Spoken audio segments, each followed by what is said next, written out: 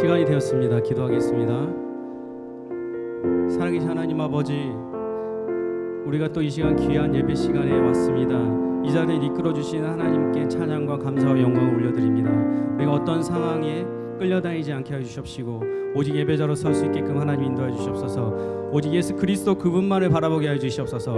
아버지, 우리가 그 아버지가 원하시는 그런 예배자로 사용받기 원합니다. 하나님 그렇게 인도해 주시옵소서. 예수님의 이름으로 기도드렸습니다. 아멘. 할렐루야. 우리 옆 사람에 같이 인사하십시다. 예배의 승리가 삶의 승리입니다. 다시 한번 고백합시다. 예배의 승리가 삶의 승리입니다. 할렐루야. 그렇습니다. 우리 가운데 어떤 환경에 얽매이지 않고 삶이 우리를 정말 우리 처해진 상황이 우리를 이끌어갈 수 있는 그런 사람들이 아닙니다. 우리는 예수 그리스도 그분이 우리를 이끌어갈 것입니다. 여러분 믿으십니까? 예, 그분을 믿고 나아갈 때 온 마음과 정성을 다해 그렇게 우리가 찬양합시다. 그냥 단순히 드리는 그냥 노래가 아니라 오직 예수 그리스도 그분을 바라보고 사모하는 마음으로, 기도하는 마음으로 그렇게 찬양 드립시다. 그렇게 드리길 소망합니다. 예, 우리 온 마음 다해 같이 찬양하겠습니다.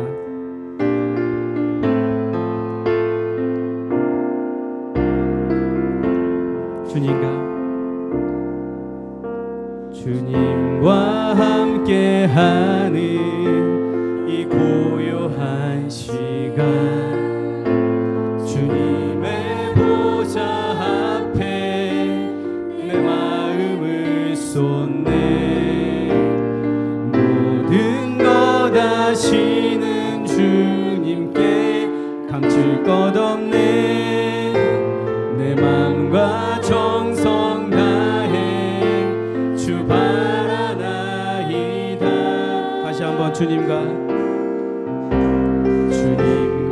함께하는 이 고요한 시간, 주님의 보좌 앞에 내 마음을 쏟네.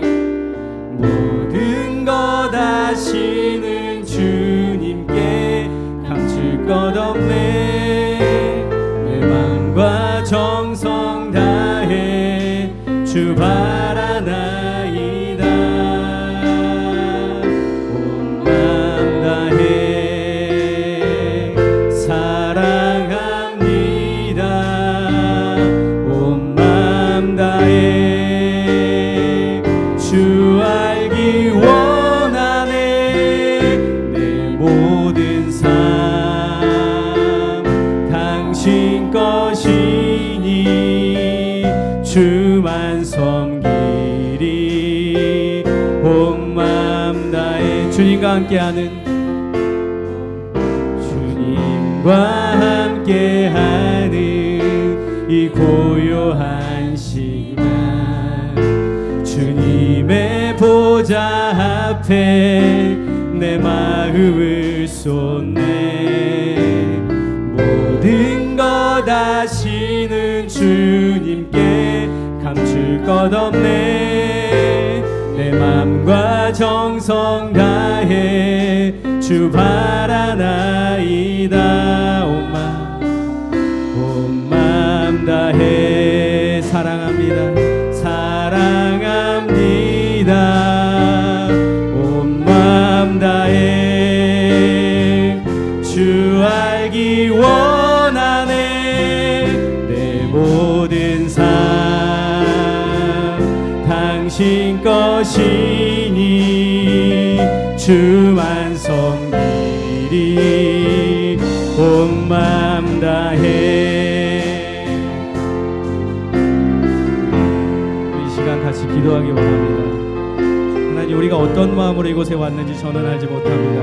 그러나 그런 마음들 우리 주님께서 다 헤아려 주시길 기도합시다. 하나님, 내 안에 역사하신 하나님을 기대합니다. 온 마음을 다해서 정성을 다해서 기도하기 원합니다. 우리 마음에 은혜 베풀어 주시길 기도합시다. 우리 마음 가운데 염려하고 있는 것들, 쓸데없다고 생각하는 것들, 내려놓지 못하는 것들, 이 세상 것들 다 내려놓게 해달라고 기도합시다. 오직 예수 그리스도만 바라보게 해달라고 기도합시다. 잠깐 기도하는 시간 갖겠습니다. 기도하겠습니다.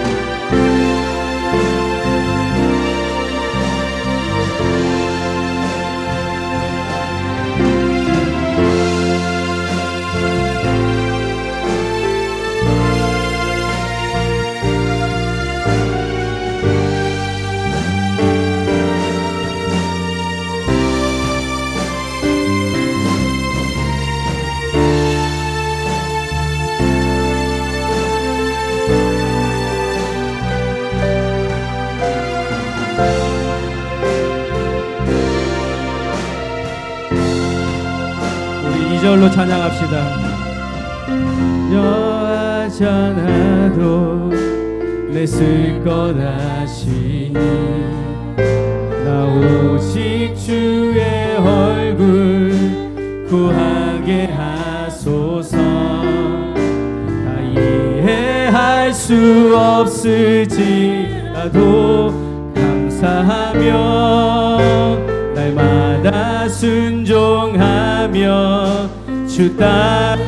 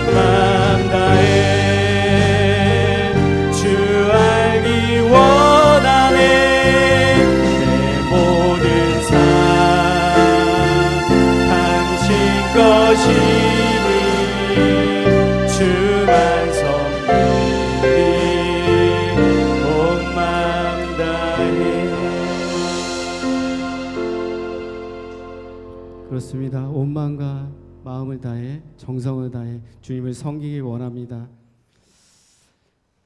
같이 찬양하기 원하는데요, 우리가 이 시간 온 마음과 마음 정성을 다했다면 다윗처럼 춤을 추면서 그분이 원하시는 정말 자녀답게 찬양해 봅시다. 신나게 그렇게 찬양합시다. 찬양하겠습니다.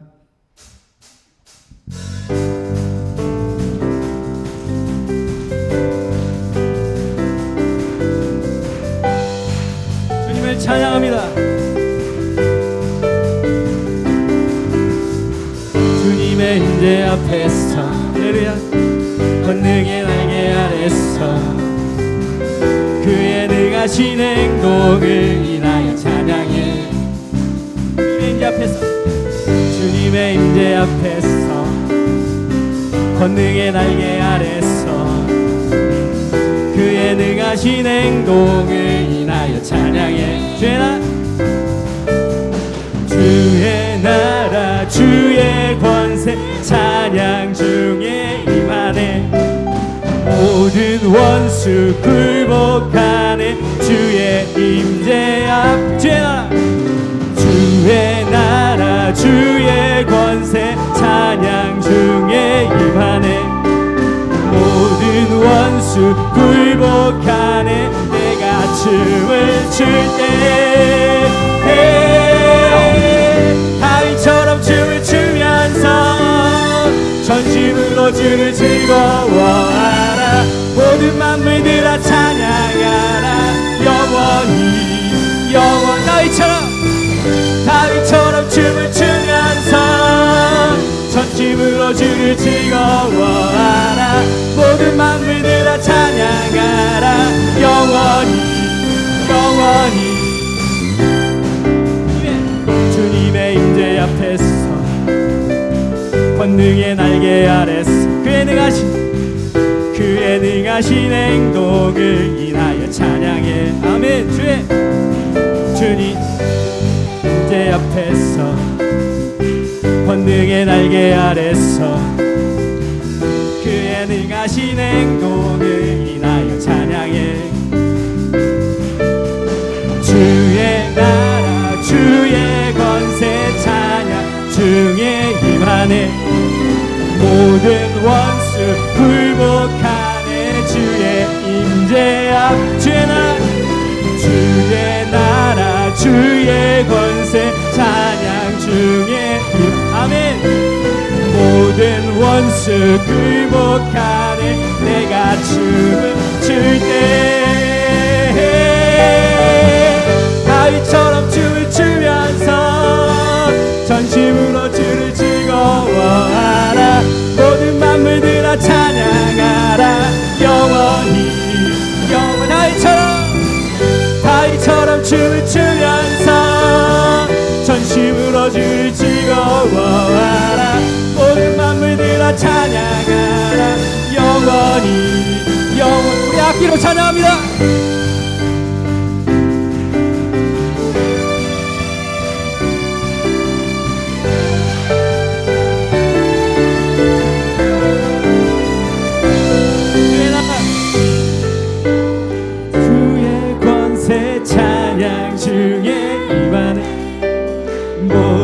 원수 굴복하네. 주의 임재 주의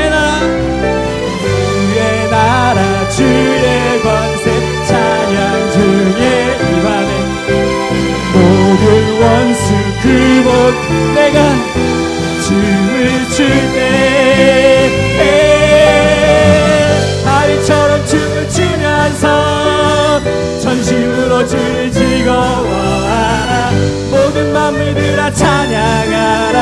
영원히 다윗처럼 춤을 추면서 전심으로 주를 즐거워하라. 모든 만물들아 찬양하라. 영원히 다윗처럼 춤을 추면서 전심으로 주를 즐거워하라. 모든 만물들아 찬양하라. 영원히 마지막으로 다윗처럼 아멘.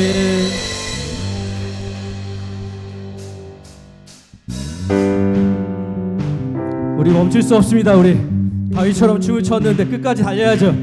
달립니다. 끝까지.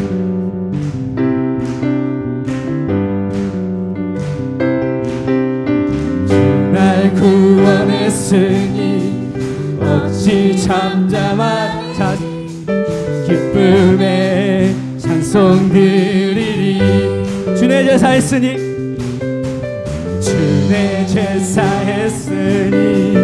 어찌 잠잠한 기쁨의 경배 드리리. 주를 향한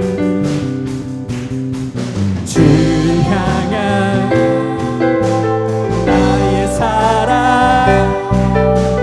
멈출 수 없네.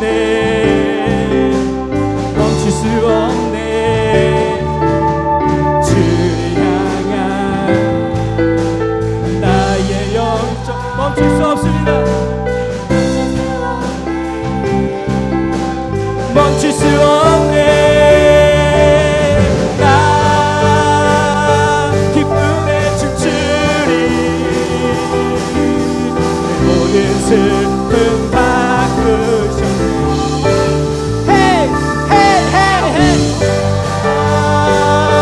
기쁨에 춤추리. 내 모든 삶 주와 주 날 구원했으니 주 날 구원했으니 어찌 잠잠하리. 기쁨의 찬송들이 주 내 죄 사했으니 어찌 잠잠하리. 기쁨의 경배들이 주를 향한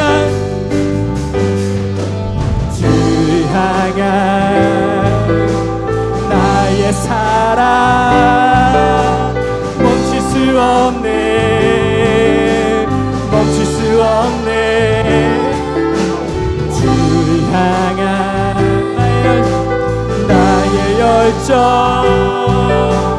멈출 수 없네.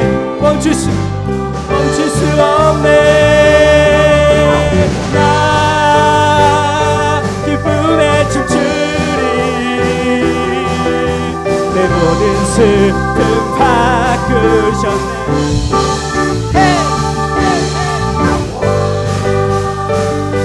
기쁨에 춤추리. 내 모든 삶 주 안에 있네. 나 기쁨에 춤추리.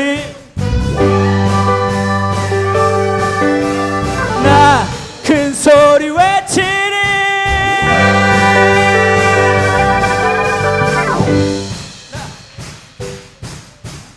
나 기쁨에 춤추리. 나 큰 소리 외치리.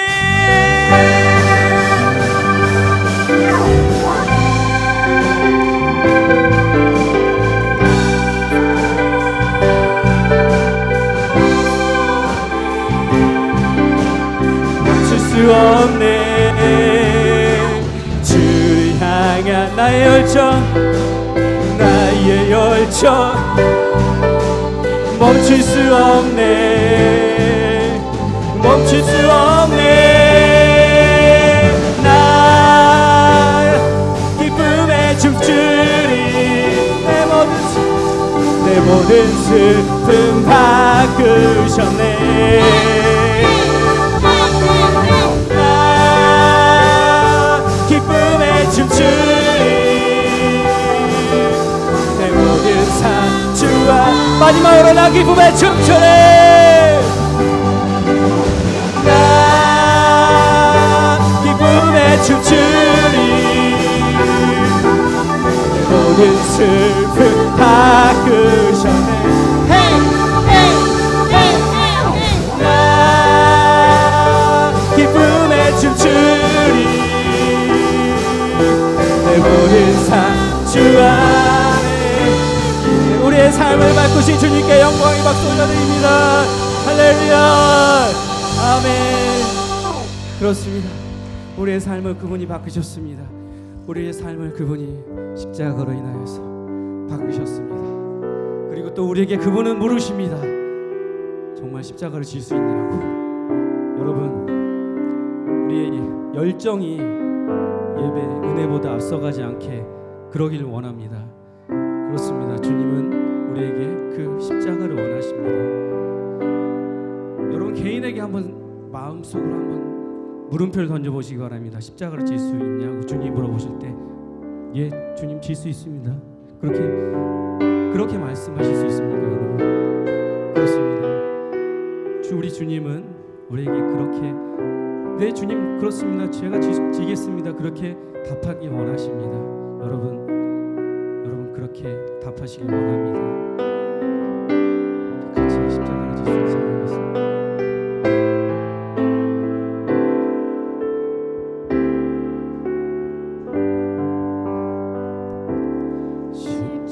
십자가를 질 수 있나 주가 물어보실 때 죽기까지 따르오리 저를 대답하여. 다시 한번 고백합시다. 십자가를 질 수 있는, 십자가를 질 수 있는. 주님 우리에게 물어보십니다.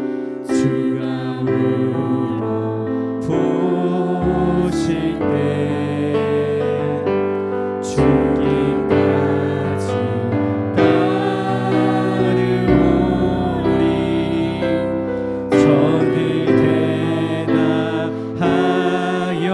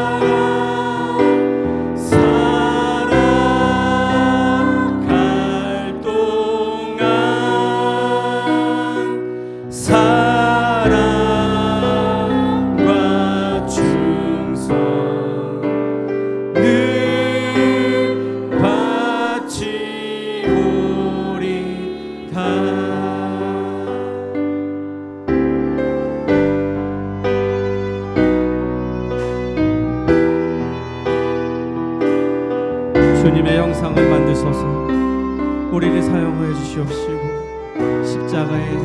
그 십자가를 바라볼 때 내 주님, 우리가 그렇게 지겠습니다. 그렇게 고백하는 저희들 되게 해 주시옵소서. 우리 2절로 고백합시다. 너는 기억하고 있나? 나는 기억하고 있나? 구원받은 강도를, 구원받은 강도. 저가 회개하였을 때, 저가 회개하였을 낙원 허락받았네. 낙원 허락받아. 우리 다시 한번 고백합시다. 너는 기억하고 있나? 너는 기억하고. 내 주님, 우리는 구원받은 강도를 기억합니다. 구원받은 강도. 저가 회개하였을 때, 저가 회개하였을 때 낙원 허락받았네. 낙원 허락받았다. 우리의 심령, 우리의 심령 주의 것이니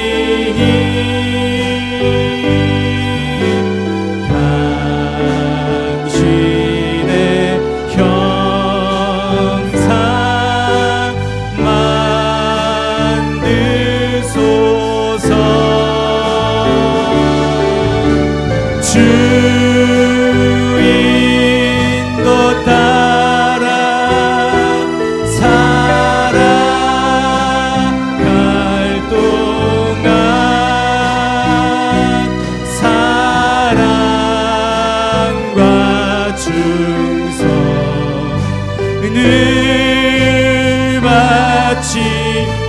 우리의 심령,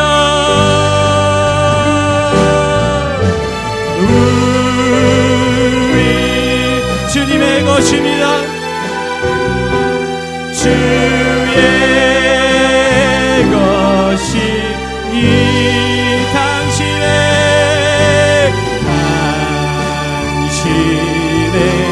형상 만드소서.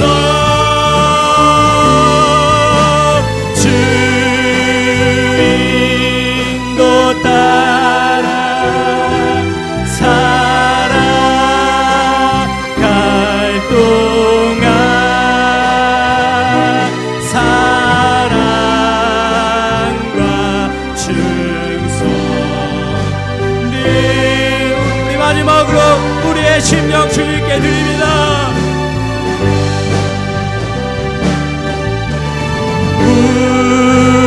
우리의 심령 주의 것이니 당신의 형상 만드소서.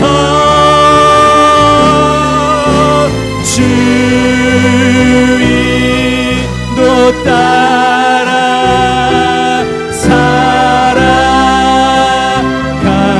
동안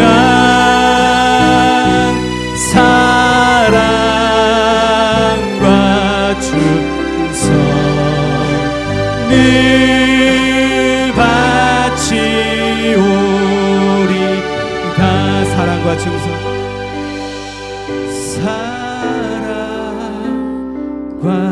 충성 늘 바치오리다.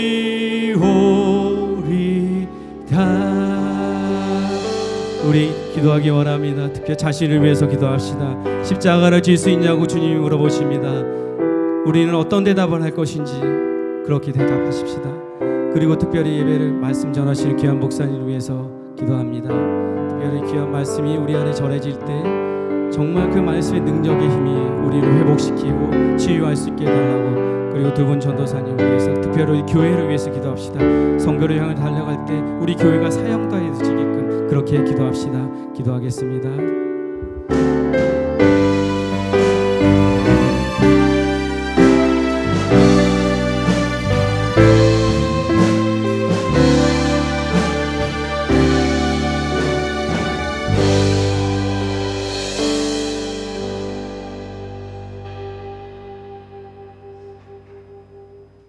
만물의 창조자이시며 우리의 주권자이신 주님, 지난 주간도 무사히 지켜주시어 이 예배 자리에 있게 하심 감사드립니다. 그러나 베푸신 많은 은혜에도 우리의 욕심과 생각대로 살아온 많은 삶을 이 시간 회개하오니 용서하여 주옵소서. 주님을 닮아가는 삶으로 인도하여 주옵소서. 주님, 이 나라 이 민족을 지켜 주옵소서. 다시는 이 땅에 전쟁을 허락하지 마시옵고 주님께 영광 돌리는 민족으로 거듭나게 하옵소서. 이곳에 세우신 새안교회를 축복하여 주시옵소서. 새안교회를 통하여 믿지 않는 많은 영혼들이 주님의 은혜로 구원받고 변화되는 귀한 믿음의 역사가 일어나게 하시고 주님께 기쁨이 되는 교회로 부흥케 하옵소서. 교회 각 기관과 세우신 일꾼들과 그들의 가정을 축복하시고 이곳에 모인 모든 성도들이 성령 충만과 말씀으로 하나 되어 서로 기쁨으로 섬기는 교회가 되게 하여 주옵소서. 단위에 세우신 목사님 늘 성령 충만케 하시고 육신의 건강 허락하시며 말씀의 능력을 더하사 듣는 저희가 변화되고 은혜 받게 하옵소서. 선포되는 그 말씀에 아멘으로 순종하게 하옵소서. 사랑하는 주님, 모두가 주님의 음성에 귀 기울이는 시간이 되게 하시고 주님의 나라와 의를 먼저 구하는 삶으로 인도하여 주옵소서. 이 시간 드리는 예배를 주님 홀로 영광으로 받아 주옵소서. 살아계신 예수님의 이름으로 기도드렸습니다. 아멘.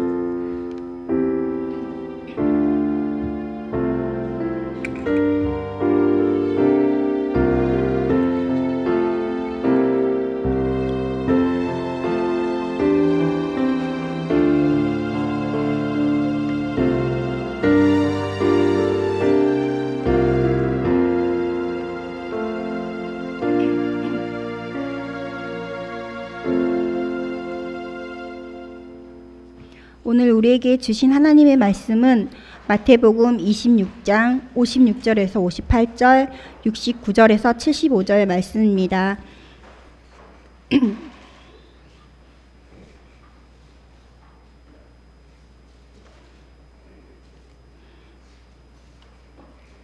다 함께 일어나셔서 한 구절씩 교독하시고 마지막 구절 합독하도록 하겠습니다. 그러나 이렇게 된 것은 다 선지자들의 글을 이루려 함이니라 하시더라. 이에 제자들이 다 예수를 버리고 도망하니라.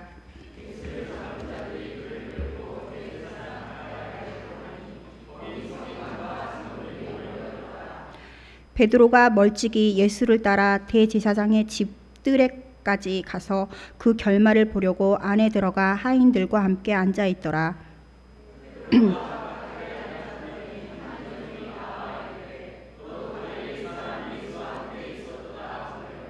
베드로가 모든 사람 앞에서 부인하여 이르되 나는 내가 무슨 말을 하는지 알지 못하겠노라 하며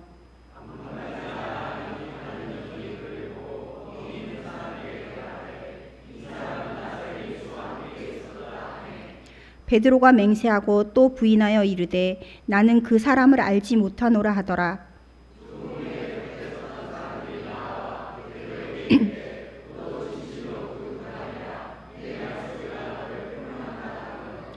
그가 저주하며 맹세하여 이르되 나는 그 사람을 알지 못하노라 하니 곧 닭이 울더라.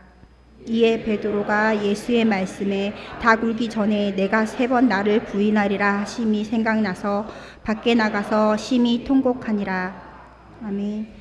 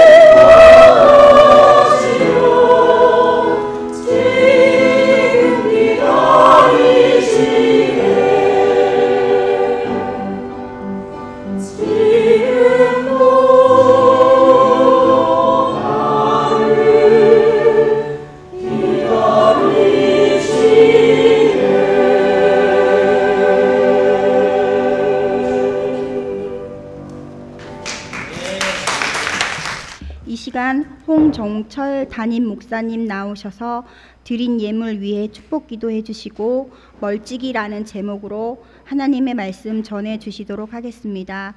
많은 은혜 받으시기 바랍니다.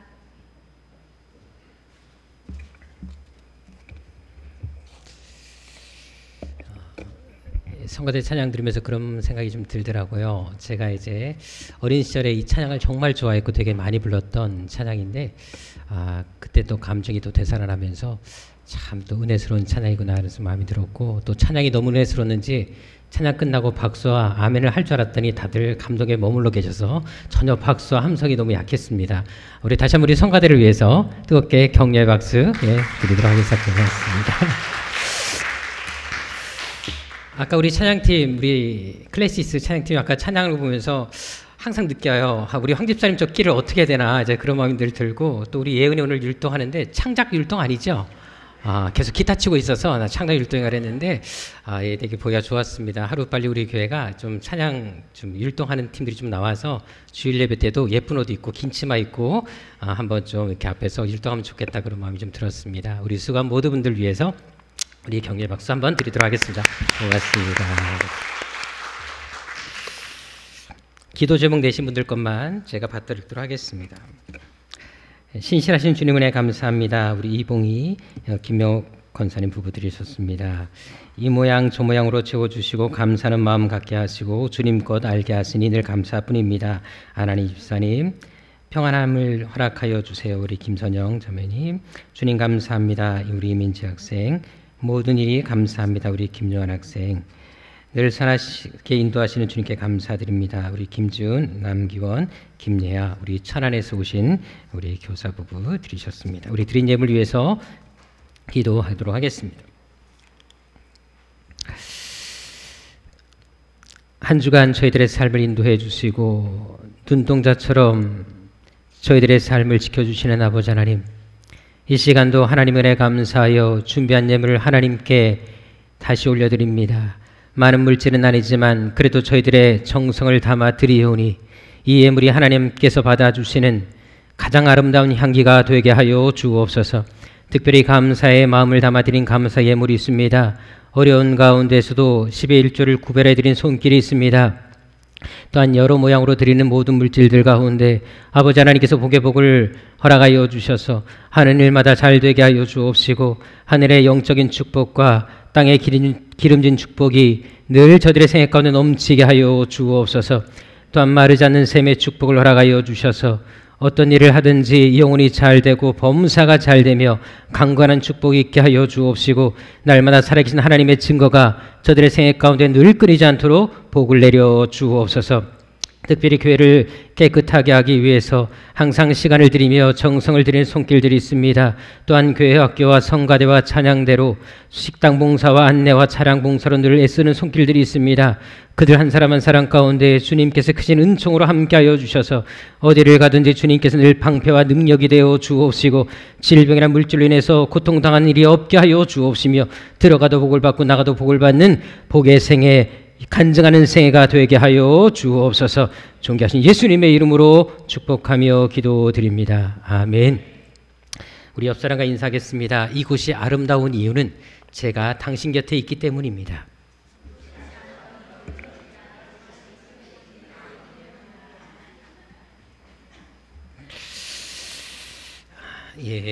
여러분들이 바로 그런 복의 통로, 복의 존재라는 사실을 기억하시고 여러분들이 가는 곳곳마다 이런 하나님의 놀라운 은혜가 임하시기를 주 이름으로 축원합니다. 저와 함께 인사하도록 하겠습니다. 하나님은 여러분들을 향한 놀라운 계획을 가지고 계십니다. 아멘. 감사합니다. 음력 7월 7일은 칠석이라고 합니다. 그날은 누구가 만나는 날입니까? 견우와 직녀가 만나는 날입니다. 자, 근데 혹시 여러분 이 두 사람의 거리가 얼마나 떨어져 있을까요? 제가 과학적으로 설명드린다면 우주에는 견우성과 직녀성이라는 별들이 있습니다. 근데 이 두 사이 이 별의 거리가 얼마나 되는 줄 아십니까? 16광년 떨어져 있습니다. 자, 이 광년이 뭔지 아시지요? 빛이 1년 동안 이동한 거리를 광년이라고 합니다. 빛은 1초에 30만 킬로미터를 갑니다. 그리고 1시간에는 10억 8천 킬로미터를 갑니다. 그러면 1년 동안은 얼마나 갈까요? 계산해 보니까 9조 4,600억 킬로미터를 가는 것을 볼 수가 있습니다. 따라서 여러분들 이 견우와 직녀가 만나기 위해서는 빛의 속도로 매일 8년 동안 열심히 달려야 그나마 중간 지점에서 둘이 만날 수 있다는 사실을 알게 됩니다. 다시 말해서 과학적인 시각으로 보게 된다면 두 사람은 절대 만날 수도 없고 사랑이 이루어질 수 없다는 것을 우리는 알 수가 있습니다. 원래 사랑은 거리에 비례한다는 말이 있습니다. 그래서 남녀가 걸어갈 때 두 사람의 이 간격을 보게 되면 이 두 사람의 사랑의 정도를 알 수 있습니다. 실제로 연인 때는 어떻게 두 사람이 걸어갑니까? 손을 꼭 잡고 아예 붙어서 걸어가는 것을 볼 수가 있습니다. 그런데 결혼하고 나면 점점점 그 간격이 벌어지는 것을 볼 수가 있습니다. 특별히 부부 사이에서도 시간이 지나게 되면 어느 시간이 딱 지나고 났을 때 남편이 앞에 가고 아내는 뒤따라가는 것을 볼 수가 있습니다. 나이가 더 들게 되면 우리 아내들은 남편과 함께 있는 것이 귀찮다라는 것들을 제가 직접 두기로 들은 적이 있습니다. 전에 청년부에서 함께 사역했던 신모라는 권사님이 계시는데요. 그분이 저에게 한 번은 그런 얘기를 하시더라고요. 자기 남편이 초등학교 교장 선생님이세요. 근데 자기는 방학 때가 제일 싫다고 합니다. 방학 때가 돼서 남편이 집에서 뒹굴뒹굴 하는 걸 보면 왜 이렇게 꼴보기가 싫은지, 매일 밥 챙겨 먹여야 되고 아주 귀찮아 죽겠다고 제발 방학이라는 게 없었으면 좋겠다고 하는 것을 제가 들어보았습니다. 신혼 때는 과연 그랬을까요? 근데 나이가 들수록 시간이 지날수록 부부관계의 간격이 벌어지는 것을 볼 수 있다는 것입니다. 그래서 여러분들 알다시피 나이가 들면 남자가 원하는 것과 여자가 원하는 것이 다르다라는 것을 많은 분들이 얘기를 합니다. 우리 여자분들은 나이가 들수록 뭐가 필요합니까? 돈이 필요합니다.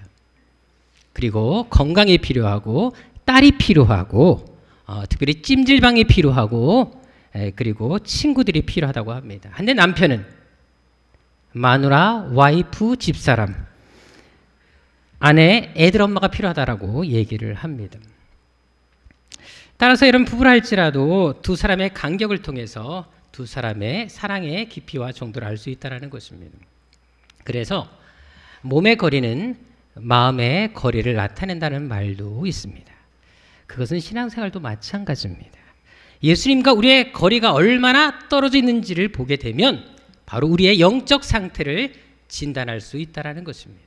오늘 본문을 통해서도 바로 그것을 발견할 수가 있는데요. 오늘 본문은 예수님의 수제자였던 베드로가 실패했던 한 장면을 묘사하고 있습니다. 특히 69절 이하에 보게 되면 예수님을 너무나 강하게 부인하는 베드로의 모습을 볼 수가 있습니다. 그런데 이 사건 바로 직전에 최후의 만찬 자리에서 베드로가 했던 말이 무엇이었습니까? 마태복음 26장 33절에 보게 되면 베드로는 이렇게 고백합니다. 예수님, 다른 모든 사람들은 당신을 버릴지라도 나만큼은 절대 당신을 버리지 않겠습니다라고 호언장담했던 사람이 베드로였다는 사실을 알게 됩니다. 그런데 오늘 본문을 보십시오. 그때 고백과 달리 예수님을 세 번이나 부인하는 그의 모습을 발견할 수 있다는 것입니다. 그렇다면 최후 만찬에서 그가 고백했던 말들은 거짓이었겠습니까? 위선적인 고백이었겠습니까? 오늘 본문 75절에 이 사건 직후에 베드로가 자신의 행동에 대해서 심히 통곡했다는 사실에서 그가 했던 말은 진심이었다는 사실을 알 수가 있습니다. 그렇다면 그가 왜 이렇게 된 것일까요? 몇 시간 전만 하더라도 그렇게 용감하게 당신과 함께 죽겠습니다라고 외쳤던 베드로가 왜 지금 이렇게 겁쟁이가 되고 말았겠습니까? 그것은 바로 그가 예수님과 거리를 두었기 때문에 그렇습니다. 예수님과 거리를 두고 따라갔기 때문에 그렇다라는 것입니다. 오늘 본문 58절에 보십시오. 그가 예수님을 따를 때 어떻게 따랐다? 멀찍이 따랐다라는 표현을 쓰고 있는 것을 볼 수가 있습니다. 이 단어는 원어적인 의미를 보더라도 상당히 먼 거리를 두고 따랐다라는 것을 이야기를 해주고 있습니다. 다시 말해서 베드로는 다른 사람들에게 자신이 예수님을 따르는 것이 들키지 않기 위해서 몰래 멀리서 뒤따르고 있었다는 것을 얘기하고 있는 것입니다. 결국 예수님과 전혀 상관없는 것처럼 그는 예수님을 따르고 있었다는 것을 이야기를 하고 있다는 것입니다.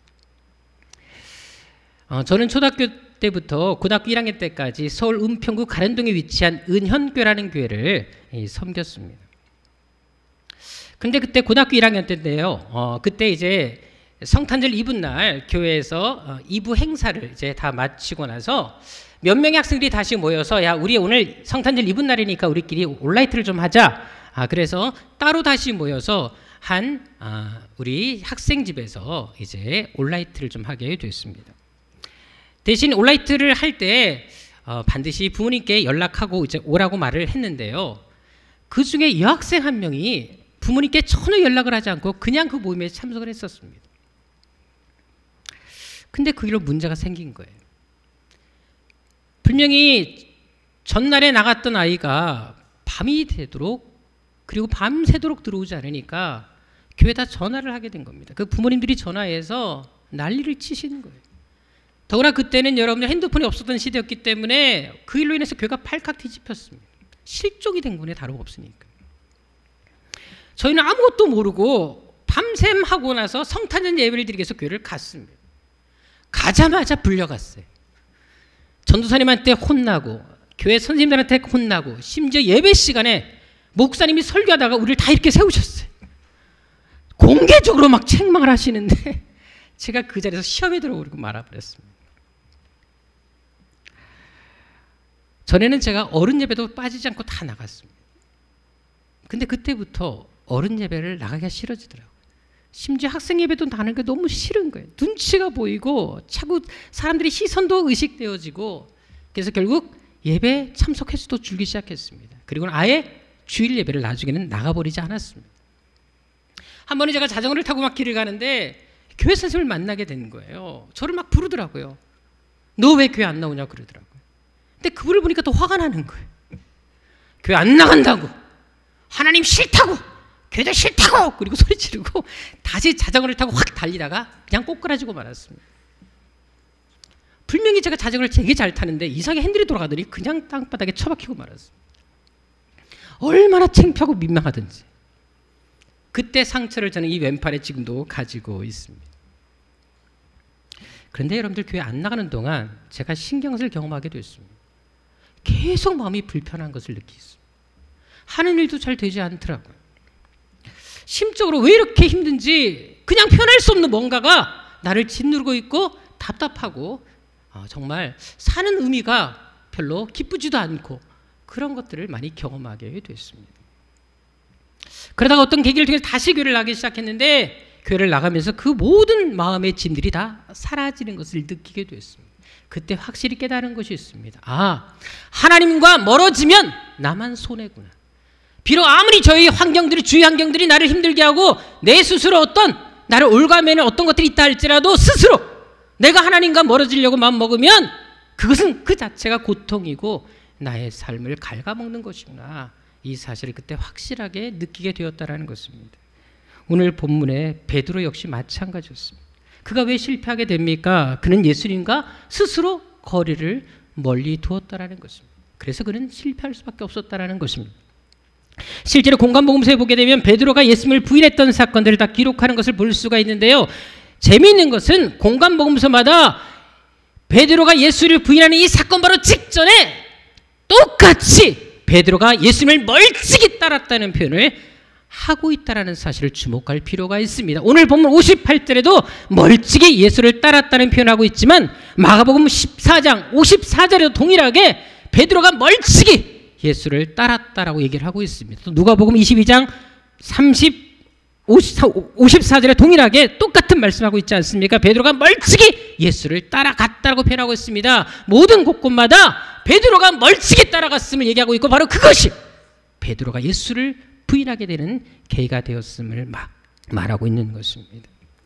그렇다면 여러분 공관복음에서는 왜 이렇게 멀찍이 예수를 따라간 것을 강조하면서 반복해서 말하고 있는 것이겠습니까?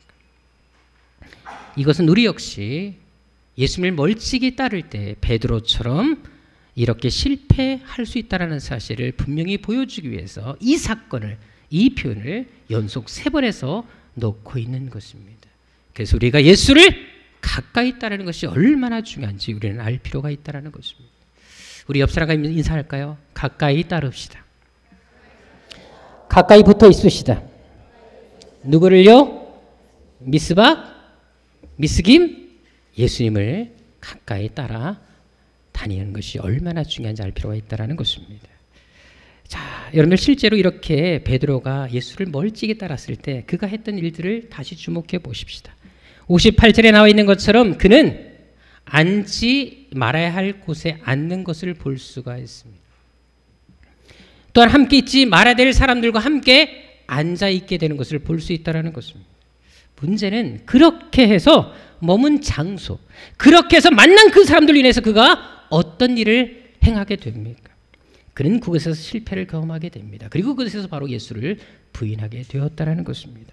원래 인간은 주변 환경 그리고 가까이 하는 사람들에 의해서 영향을 받게 돼 있습니다.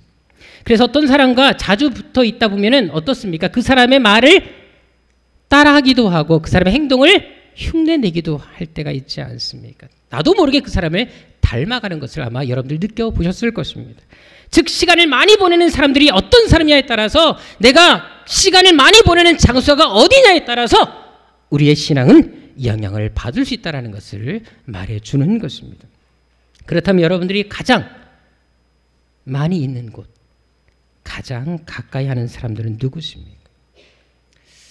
그저께 한 칼럼을 보니까 교도관이 교도소에서 한 죄수를 보는데 이 죄수에게는 아무에게도 면회 오는 사람이 없는 것을 보게 됩니다.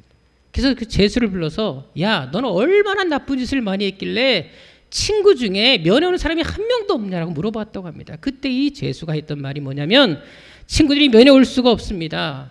친구들이 다 여기에 들어와 있습니다. 라고 했다는 것입니다. 전에도 한번 말씀드린 적이 있습니다. 네이버에 어떤 분이 올린 글을 여러분들 아마 아실 겁니다. 자기가 계속해서 머리 나쁜 애들과 어울러 다니니까 이 아이가 점점 머리가 더 나빠지더라는 것입니다. 그래서 부모님이 이 아이를 불러다가 호통을 치면서 제발 머리 좋은 애들과 놀으라고 얘기를 했다는 것입니다.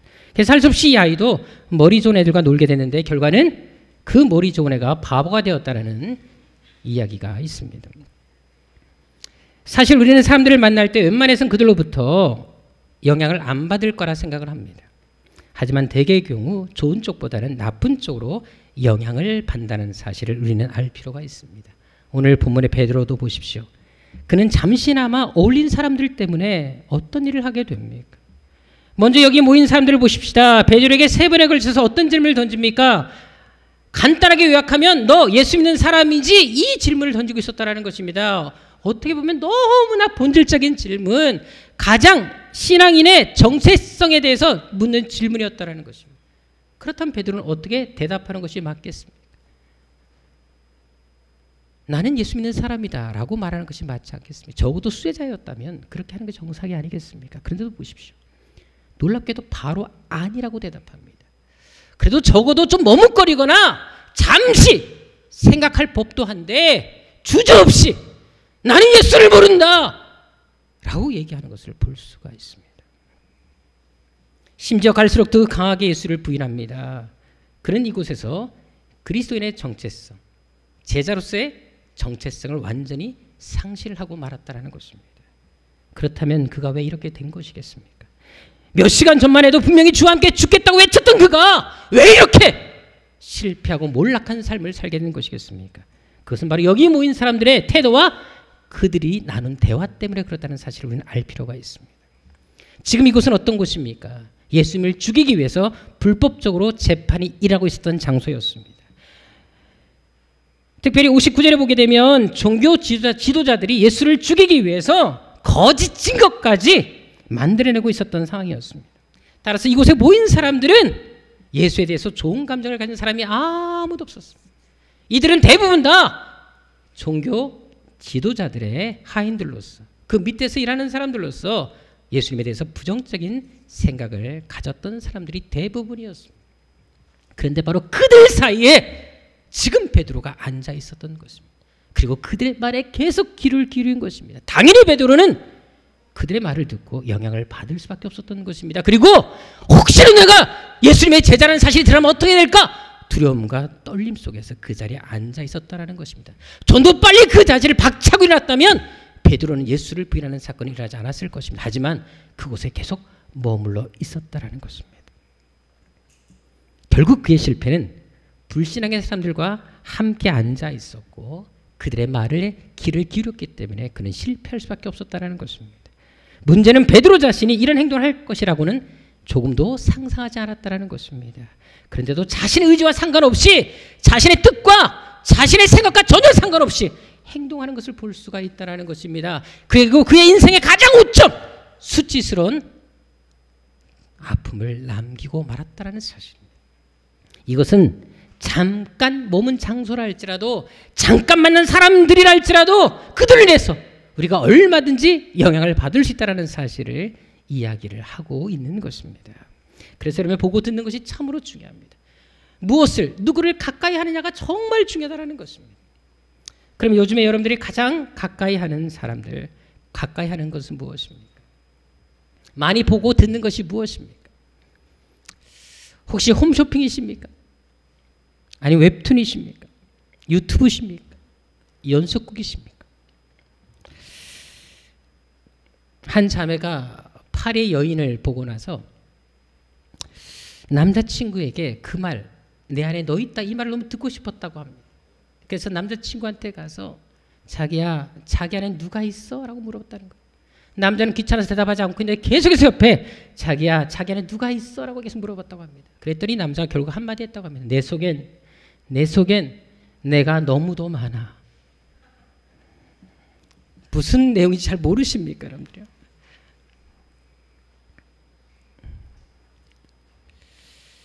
사실 우리 교회는 셀 모임을 통해서 교제와 나눔을 하고 있습니다. 근데 그 모임에서 여러분들이 가장 많이 나누는 대화의 주제가 무엇입니까? 큐티 나눔을 하십니까? 성경 이야기를 하고 계십니까? 사실 우리 교인들 중에는 요즘에 성경 통독 그 바람이 좀 불어서 여러 사람들이 지금 그 이야기를 하고 있다고 제가 들었습니다. 우리 안에도 거기에 동참해서 성경 통독 열심히 지금 듣고 읽고 있는 것을 제가 종종 봅니다. 또한 청년들 중에는 카톡방을 따로 개설해서 매일 큐티하는 것을 올리는 것도 제가 보았습니다. 저는 우리 교회가 정말 하나님 말씀을 가까이 하고 모일 때 세상 이야기를 하는 것이 아니라 정말 하나님 말씀이 주제가 되는, 성경 이야기가 주제는 그런 성도들이 되기를 주님으로 축원합니다. 세상적인 모임보다 하나님의 말씀에다 모임을 사모하고 세상 사람들과 어울리기보다 정말 믿음의 사람들과 만날 수 있는 그런 성도가 되기를 주님으로 축원한다는 것입니다. 실제로 시편 1편도 보십시오. 복 있는 사람은 어떤 사람이라고 말하고 있습니까? 우리가 너무나 잘 아는 시편 1편 1절 이하의 말씀 보게 되면 복 있는 사람은 어떤 사람이다? 꾀를 따르지 않고 죄인의 길에 서지 않고 오만한 자리에 앉지 아니하는 사람이다라고 얘기하고 있습니다. 여러분들 왜 복 있는 사람은 그런 사람일까요? 악한 자들과 함께 있으면 그들에게 영향을 받기 때문에 아예 처음부터 그들과 함께 하지 않는 사람이 복 있는 사람이다라고 얘기하고 있는 것입니다. 또한 여기에 보게 되면 따르고 서고 않는다는 표현을 볼 수가 있습니다. 이것은 우리가 죄를 범하게 될 때 한 번에 확 짓는 것이 아니라 서서히 죄에 빠진다라는 사실을 이야기를 하고 있습니다. 또한 잘못된 따름을 시작으로 잘못된 만남이 이어지고 있고 결국 죄에 깊이 빠진다라는 것을 얘기하고 있다는 것입니다. 그래서 내가 지금 머무는 장소가 어디냐가 중요합니다. 내가 지금 만나는 사람이 누구냐가 중요하다는 것입니다. 오늘 본문의 베드로를 보십시오. 그가 왜 실패하게 됩니까? 예수님과 거리를 두니까 세상 사람들과 만나게 되는 것입니다. 그들과의 만남을 통해 그들로부터 나쁜 영향을 받게 되었다는 것입니다. 즉 잘못된 따름을 시작으로 해서 잘못된 만남이 이어졌고 결국 그리스도인의 정체성까지 잃게 되는 결과를 가져왔다는 것입니다. 그래서 우리가 예수님을 따를 때 잘 따르는 것이 중요합니다. 정말 그 간격을 최대한 줄이는 것이 중요하다는 것입니다. 그렇다면 여러분들은 어떠십니까? 지금 예수님과의 거리가 얼마나 떨어져 계십니까? 그 간격을 얼마나 줄이기 위해서 노력을 기울이고 계십니까? 분명한 것은 성경 계속해서 우리가 하나님을 가까이 할 것을 명령하신다는 사실을 알 필요가 있습니다. 시편 73편 28절에도 보게 되면 하나님을 가까이 하라 라고 분명히 얘기를 합니다. 그것이 바로 너에게 복이다 라고 말하고 있습니다. 야고보 4장 8절에도 보게 되면 하나님을 가까이 하고 말씀합니다. 아예 강하게 말씀하고 계시다는 사실을 알 수가 있습니다. 왜? 불과 멀어지면 몸이 식어버리는 것처럼 하나님과 멀어지게 되면, 말씀과 기도에서 멀어지게 되면, 예배와 찬송에서 멀어지게 되면 우리의 믿음이 식을 수밖에 없기 때문에 그렇다라는 것입니다. 그래서 여러분 요한계시록 3장 15절에 어떤 말씀이 있습니까? 너희가 뜨겁든지 차든지 하라라고 말씀을 하십니다. 신앙생활에 중간 노선이 없다라는 것입니다. 둘 중에 하나 분명한 태도를 취하라는 것입니다. 그런데 안타깝게도 어느 순간 요즘의 교회들은 적당히 믿는 것이 하나의 신앙의 표준이 되고 말았습니다.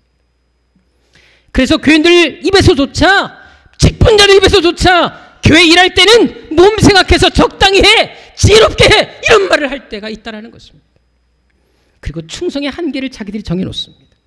거기까지만 하고 말을 합니다. 하지만 성경은 충성하는 자들에게 어떻게, 어디까지 충성하라고 말을 하고 있습니까?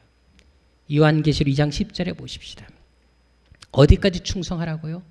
죽도록 충성하라고, 죽기까지 충성하라고 말을 합니다. 이 교회는 서문학 교회였었습니다. 너무나 힘든 고통과 핍박이 있었던 교회였습니다. 실제로 많은 사람들이 죽임을 당하기까지 했었습니다. 예수 믿다가 손해를 보고 불이익을 당한 것입니다. 근데도 예수께서 말씀하십니다. 안다. 너희가 예수 믿을 때 손해본 거 안다. 그래도 충성해라. 어디까지? 죽기까지 해라.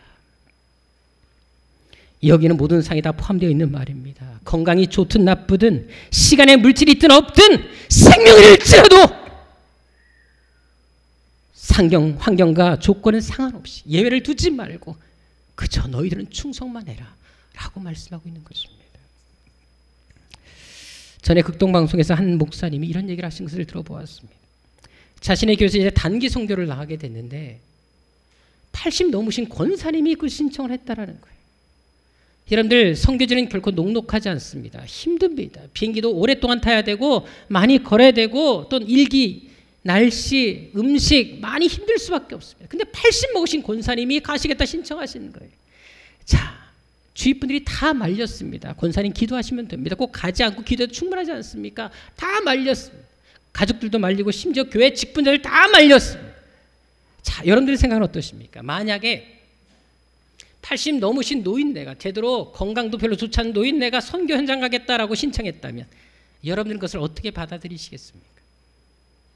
저는 어떻게 받아들일까요? 여기서 우리의 신앙을 판가름할 수가 있습니다. 근데 그 권사님이 왜 신청하신 줄 아십니까? 주에서 만류할 때마다 그분이 뭐라고 얘기한 줄 아십니까? 선교지에서 죽으면 순교 아닙니까? 영광 아닙니까? 병 얻어도 얼마나 영광이 됩니까? 세상일 하다가 병들어 죽는 사람도 있는데 주일 하다가 선교지에서 병들고 있다면 하나님께 얼마나 영광이 되겠습니까? 세상 사람들이 나를 어떻게 평가할지라도 나는 그것이 나에겐 은혜요, 감사한 일입니다 라고 고백했다는 거 아십니까? 목사님은 그 권사님의 요구대로, 소원대로 함께 선교지를 다녀오셨습니다. 하나님의 은혜로 너무나 잘 다녀오셔서 간증한 것을 볼 수 있었습니다.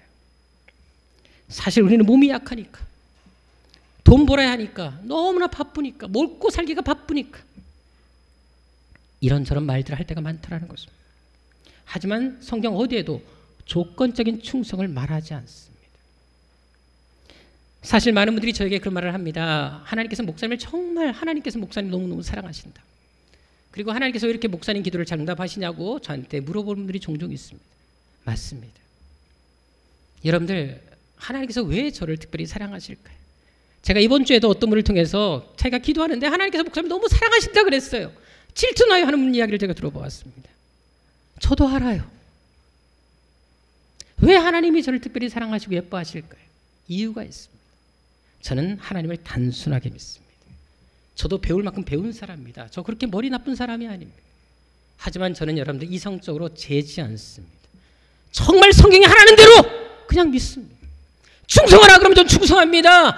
성경에서 말씀한 대로 제대로 믿으려고서는 몸부림을 치고 있습니다.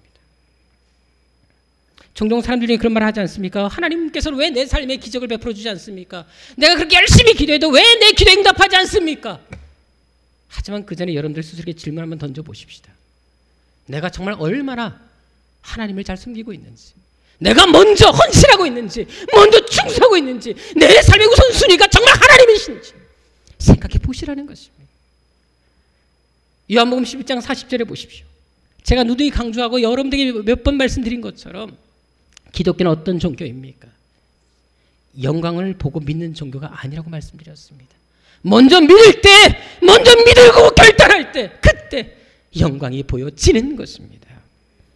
그래 여러분들, 먼저 헌신할 때, 먼저 충성할 때, 그때 기적은 시작되는 것입니다.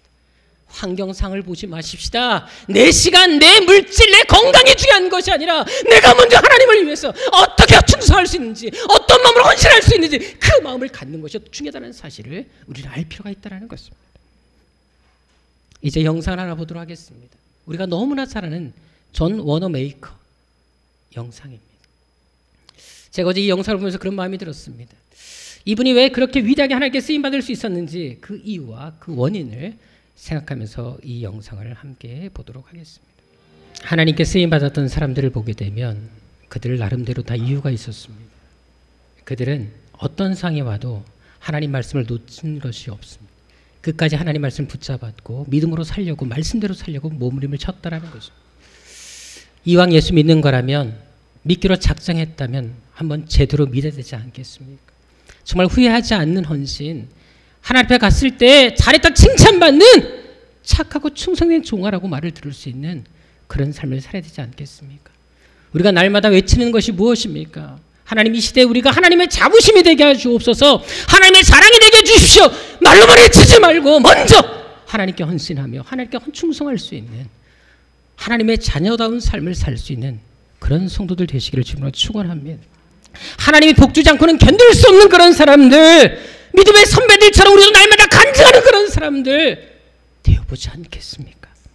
비록 남들 눈에는 바보같이 보일지라도, 내 헌신이 정도가 지나치게 보일지라도, 심지어 예수님 때문에 오해를 받고 손가락질 당하고 불이익을 당한다 할지라도 그럼에도 불구하고 죽도록 충성할 수 있는 새한교회 성도들이 되시기를 주님의 이름으로 축원합니다.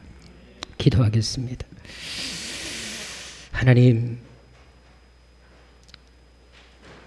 우리와 예수님의 거리, 그 간격이 얼마나 됩니까? 우리는 언제부터인지 죽기까지 헌신을 하지 않고 있습니다.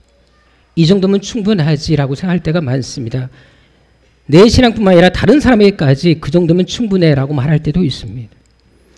하나님, 조건적으로 하나님을 섬기는 사람들이 되지 말게 하여 주옵소서.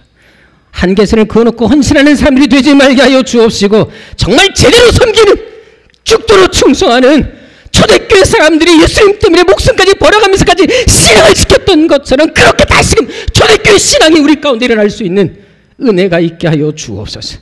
아버지 하나님, 참된 헌신, 참된 충성이 우리 새학교를 통해 이 시대에 재현되게 하여 주옵소서. 예수님의 이름으로 기도드립니다. 아멘. 우리 다 같이 일어나셔서 주님 다시 오실 때까지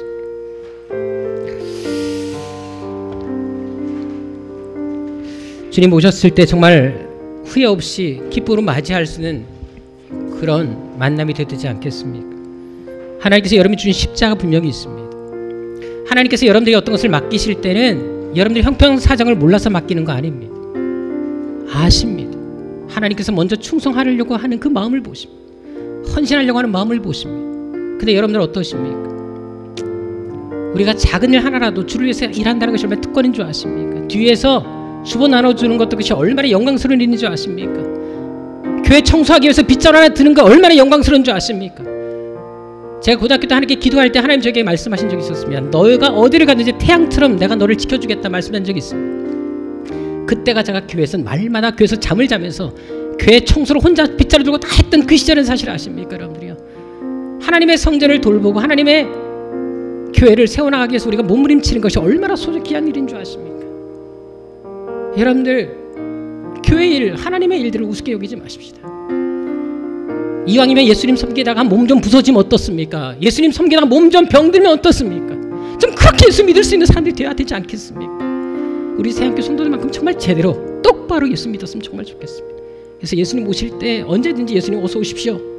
나 예수님 만날 준비됐습니다. 이렇게 말할 수 있는 사람 됐으면 좋겠습니다. 그런 마음으로 찬양 드리도록 하겠습니다. 주님 다시 오실 때까지.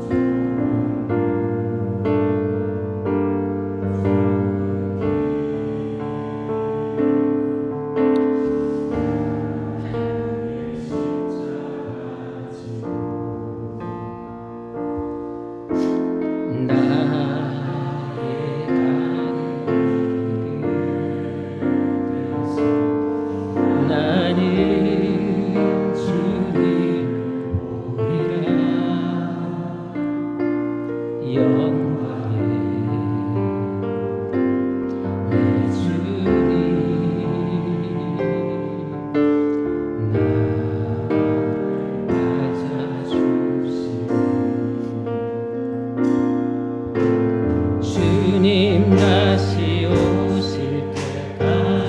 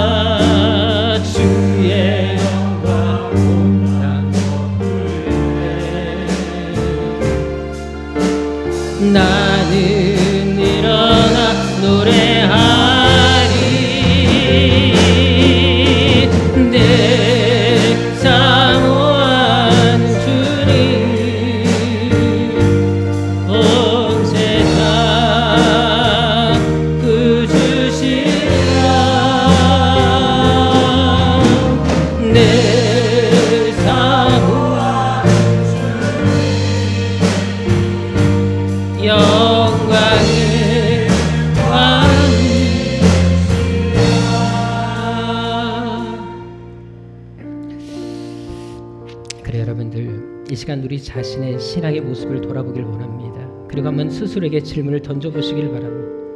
나는 예수님을 정말 잘 믿고 있는지, 내 삶의 모든 우선순위가 예수님이신지, 예수님과의 거리가 얼마나 가까운지, 그 간격을 줄이기 위해서 어떤 노력, 어떤 열심을 품고 있는지,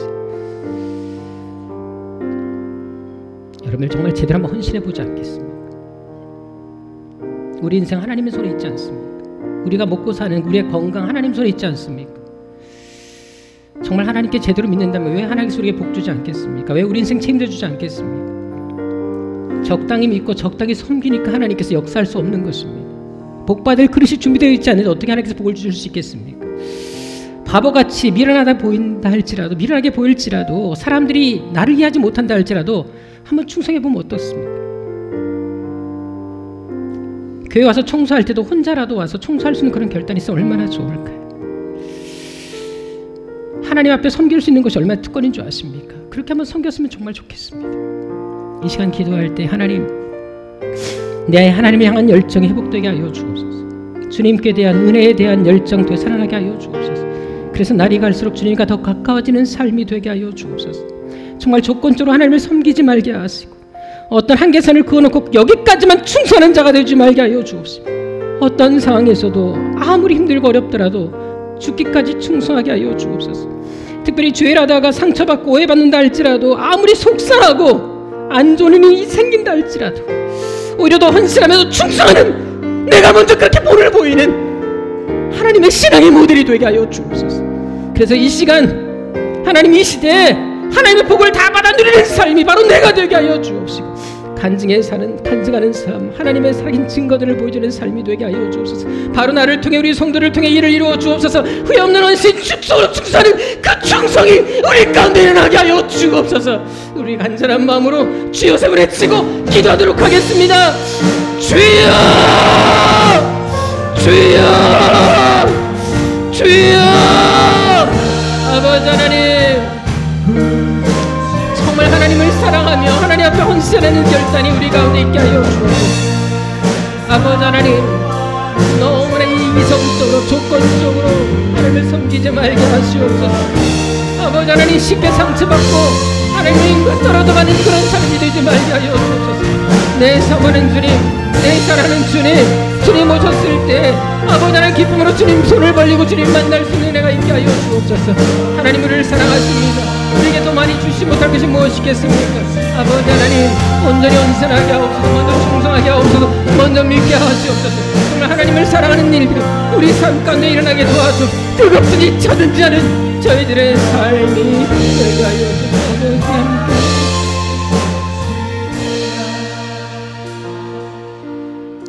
이 시간 교회를 너무너무 사랑하는 마음으로 기도합시다.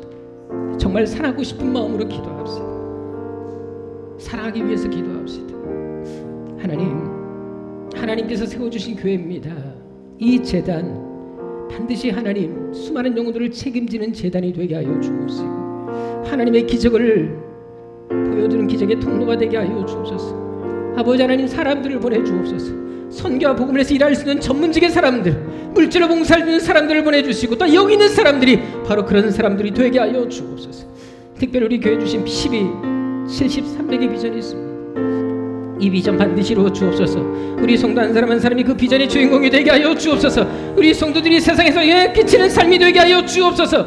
한교도 11조를 제일 많이 드린 축복의 사람이 이 재단에서 일어나게 하여 주옵소서. 세계를 놀라게 할 만한 이 민족을 변화시킬 수 있는 하나님의 사람들이 이 자리에 배출되게 하여 주옵소서. 우리 간절한 마음으로 주여서 외치고 기도하도록 하겠습니다. 주여 주여 주여.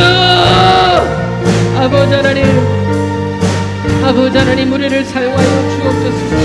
우리를 통해 일하여 주옵소서. 아버지 하나님 이 교회를 통해 하나님의 계획을 이루어 주옵소서. 아버지 하나님, 당신이 사랑하는 하나님의 교회, 아버지 하나님 정말 이 재단이 아버지 하나님 정말 이 세상에서 뒤까지만 아름답게 하여 주옵시고 당신의 사람들, 헌신에 품는 사람들을 통하여 이 재단이 세워나갈 수 있도록 인도하여 주옵소서.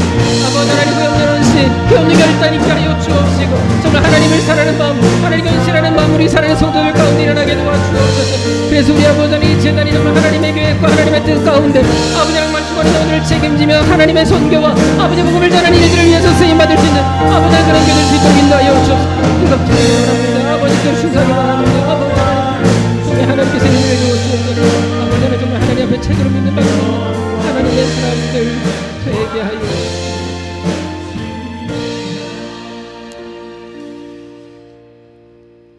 아버지 하나님, 왜 한국교회가 이렇게 병들어갑니까? 처음 이 한국에 복음이 들어왔을 때는 그 기독교인들은 세상을 변화시킬 수 있는 힘과 능력을 지니고 있었습니다. 근데 그때와 비교될 수 없는 엄청난 많은 사람들이 예수를 믿는데도 왜 지금 이 모양, 이 지경이 되었습니까? 그때 헌신이 사라졌기 때문에 그렇습니다. 그때 충성이 사라졌기 때문에 그렇습니다. 그때는 하나님 한 분만 바라보았고 벽돌 한 장 한 장을 쌓으면서 교회를 세워나갔던 사람들이 그들이었습니다. 근데 우리는 이제는 그런 열정과 그 열심이 사라지고 말았습니다. 헌신하고 열심히 하는 사람들을 볼 때 시기하기도 하고 건강 생각해야지, 돈 벌어야지, 돈 벌고 나서 헌신해야지 이런 말들을 할 때가 얼마나 많은지 모릅니다. 아버지 하나님 왜 이렇게 되었습니까? 하나님과 한국교회를 바라보면서 우리 하나님 어떤 마음, 어떤 피눈물을 흘리시겠습니까? 다시금 초대교회 신앙으로 돌아가게 하여 주옵시고, 아버지 하나님, 정말로 우리 그 사랑하는 성도들이, 이 세안교회 성도들이 정말 초대교회 신앙처럼 이 한국교회를 바로 세워나가며 어떻게 믿는 것이 잘 믿는지를 보여줄 수 있는 그런 성도, 그런 교회 되게 하여 주옵소서. 뜨거운 성도들 되게 하여 주옵소서. 중간 노선이 없습니다. 분명한 태도를 취하게 하시고, 이왕 예수 믿는 것 제대로 믿게 하여 주시고, 죽기까지 헌신하는 저희들을 되게 하여 주옵소서. 이제는 우리의 생명 되시고 우리의 모든 것 되시는 우리 주님 예수 그리스도의 은혜와 우리를 향해 위대하고 놀라운 계획을 가지고 계신 우리 아버지 하나님의 지극하신 사랑하심과 우리 마음 가운데 그 뜨거운 하나님의 사랑과 계획을 알게 해주시는 성령님의 감화 감동하심과 교통하심,